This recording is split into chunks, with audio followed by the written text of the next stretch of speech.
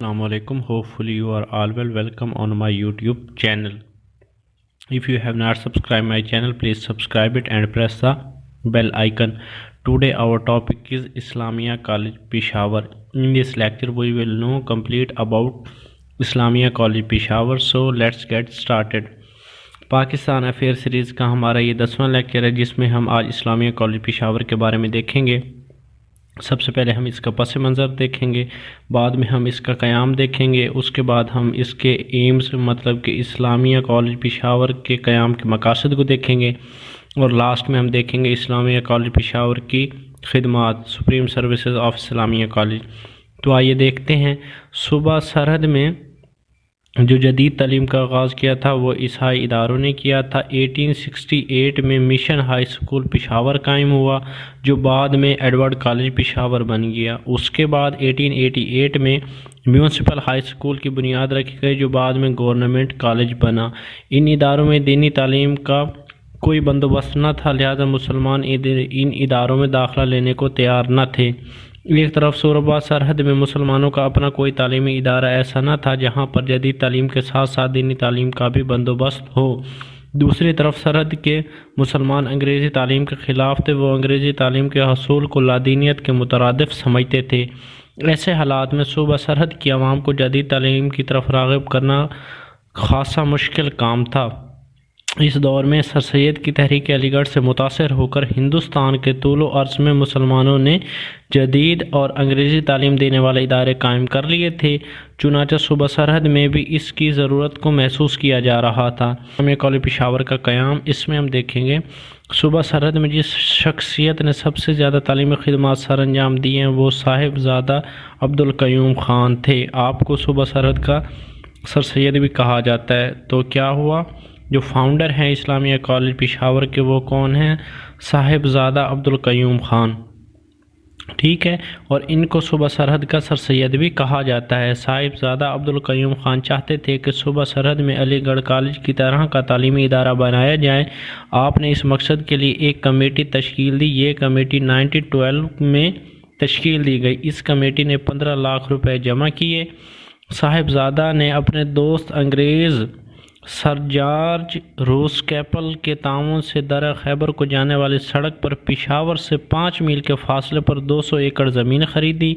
यहाँ 1930 में Darul Uloom Islamia high school कायम किया और इस स्कूल की संग बुनियाद तहरीक रेशमी रुमाल के अजीम मुजाहिद हाजी तरंगज़ई ने रखा। 1940 में ये हाई स्कूल का दर्जा इख्तियार कर गया और बाद में ये कॉलेज सूबा सरहद का तालीमी मरकज़ बना। क़याम पाकिस्तान के बाद इस कॉलेज को तरक्की देकर खैबर यूनिवर्सिटी बना दिया गया। तो अब इसमें थे इस्लामिया कॉलेज पेशावर के क़याम का मकसद क्या था? तो इसका था aware and modern education separate in इस्लाम, क्या मुसलमानों में जदीद तालीम का जज्बा बेदार करना। उसके बाद था with modern education Muslim aware Islamic education, कि जदीद तालीम के साथ साथ इस्लामिया तालीम को भी रोशनास कराना।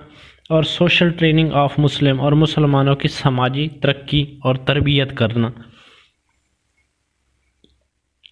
अब हम देखेंगे कि इस्लामिया कॉलेज पेशावर की खिदमात क्या क्या हैं। सबसे पहले क्या है, मुसलमानों में जदीद तालीम के हसूल के जज्बा की बेदारी। Aware uh modern education separate in मुस्लिम, पसमानदा था, वहाँ के लोगों में तालीम का शौक़ बिल्कुल भी नहीं था। इसके अलावा इस इलाके के लोग अंग्रेज़ी तालीम के हसूल को लादीनियत के मुतरादिफ समझते थे, जैसा मैंने आपको इसके पस मंज़र में बता दिया है। इन लोगों को जदीद तालीम हासिल करने के लिए आमादा करना बहुत ही मुश्किल काम था। इस्लामिक कॉलेज पेशावर ने इस इलाके के लोगों को ये खिदमत भी सर अंजाम दी। इन लोगों को समझाया कि जदीद तालीम का हसूल खिलाफ शरअ नहीं है बल्कि शरीयत में है कि आप इल्म हासिल कर सकते हो। चुनांचे इस इदारे की कोशिशों से इस इलाके के लोग जदीद तालीम की तरफ राग़िब हो गए और मुसलमानों में क्या हो गई, अवेयरनेस पैदा हो गई।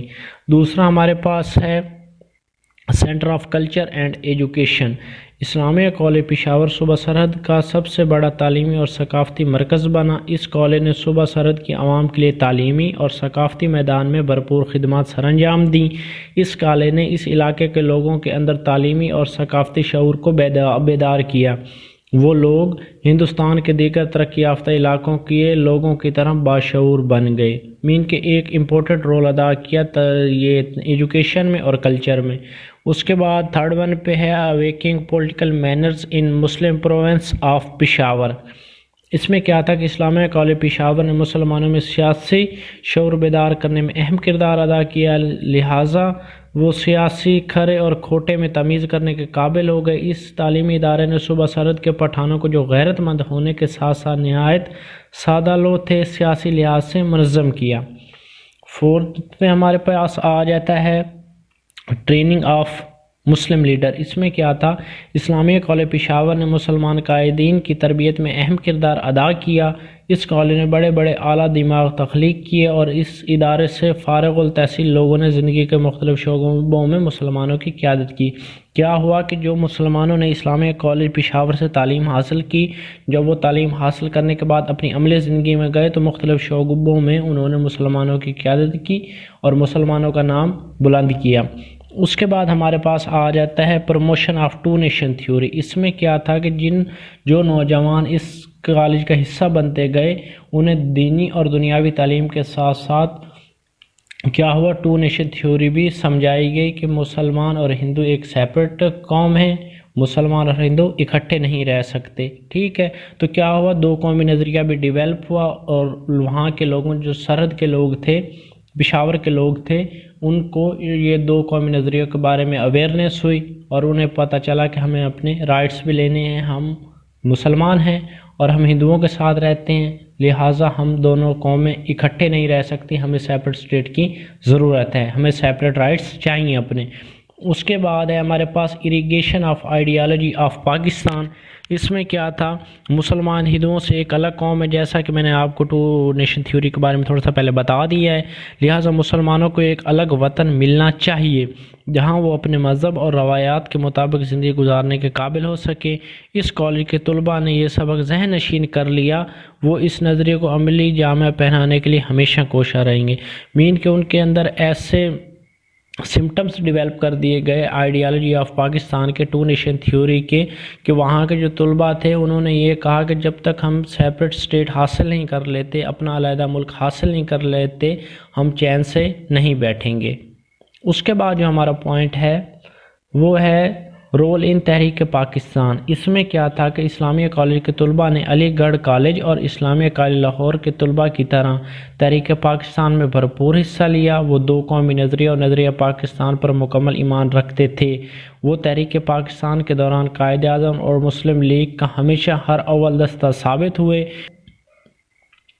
انہوں نے قائد اعظم اور مسلم لیگ کا پیغام صوبہ سرحد کے کونے کونے تک پہنچایا اور مطالبہ پاکستان کے حق میں راہ ہموار کی۔ مین کہ میں نے آپ کو پہلے ہی بتا دیا ہے کہ ان کے اندر ideology of Pakistan, two nation theory اس طرح سے ڈیولپ ہو گئی تھی ان کے اندر کہ انہوں نے ہمیشہ قائد اعظم اور مسلم لیگ کا ساتھ دیا، تحریک پاکستان میں کردار ادا کیا، اور وہ تحریک پاکستان کا جو نعرہ تھا وہ سرحد کے، صوبہ سرحد کے تمام لوگوں تک پہنچایا، اور وہ نظریہ پاکستان پر مکمل ایمان رکھتے تھے۔ ٹھیک ہے، اس کے بعد ہمارا جو پوائنٹ ہے وہ ہے کانگریس کا بھرپور مقابلہ۔ اس میں کیا تھا، اس ادارے کے طلباء نے کانگریس کا بھرپور مقابلہ کیا۔ صوبہ سرحد کی سیاست پر کانگریس کا غلبہ تھا، مگر اس درگاہ کے طلباء نے صوبہ سرحد میں مسلم لیگ اور پاکستان کے حق میں سیاسی فضا ہموار کی۔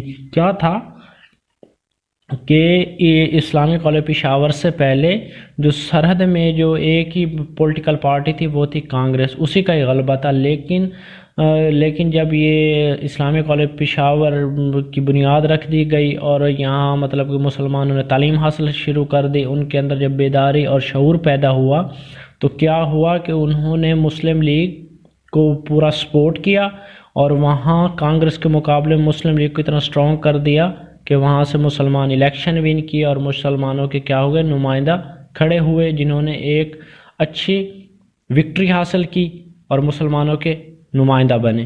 لاسٹ میں ہمارے پاس آ جاتا ہے 1947 کے صوبہ سرحد کے ریفرینڈم میں کردار۔ ٹھیک ہے، رول ان ریفرینڈم آف 1947۔ 3 جون 1947 کو تقسیم ہند کے منصوبے کی روح سے یہ طے پایا تھا کہ صوبہ سرحد میں ریفرینڈم کرایا جائے گا اور عوام سے رائے لی جائے گی کہ وہ ہندوستان سے ملنا چاہے چاہتے ہیں یا پاکستان کے ساتھ رہنا چاہتے ہیں۔ اس میں اسلامی کالج پشاور کے طلباء نے اس ریفرینڈم میں بڑھ چڑھ کر حصہ لیا۔ ان طالب علموں نے صوبہ سرحد کے دور دراز علاقوں تک، جہاں تک عام حالات میں رسائی ممکن نہ تھی، سفر کیا، اپنی گراں سے خرچ کر کے لوگوں کو قائل کیا کہ اگر وہ بحیثیت مسلمان زندگی گزارنا چاہتے ہیں تو انہیں پاکستان کے حق میں ووٹ دینا چاہیے۔ چنانچہ ان طلباء کی کوششوں سے اور کاوشوں سے صوبہ سرحد کی عوام نے ریفرینڈم میں پاکستان کے ساتھ الحاق کے حق میں رائے دی اور صوبہ سرحد کا پاکستان سے الحاق ہو گیا۔ اس ضمن میں اسلامیہ کالج پشاور کی طلباء کی خدمات قابل تحسین ہیں اور ناقابل فراموش ہیں۔ تو آج کا جو ہمارا لیکچر تھا اسلامیہ کالج پشاور، وہ ہمارا وائنڈ اپ ہو گیا۔ سب سے پہلے ہم نے اس کا فلیش پس منظر دیکھا ہے، اس کے بعد اس کی ہم نے بنیاد دیکھی ہے، پھر ہم نے اس کے مقاصد کو دیکھا ہے، اور لاسٹ میں ہم نے اس کی ملی خدمات کو دیکھا ہے۔ تو امید کرتا ہوں کہ آپ کو جو میرا آج کا لیکچر ہے وہ پسند آ گیا ہوگا۔ اگر پھر بھی آپ کو کوئی کیوری ہے، کوئی کویشچن ہے، تو آپ کمنٹ سیکشن میں میرے سے کویشچن کر سکتے ہیں۔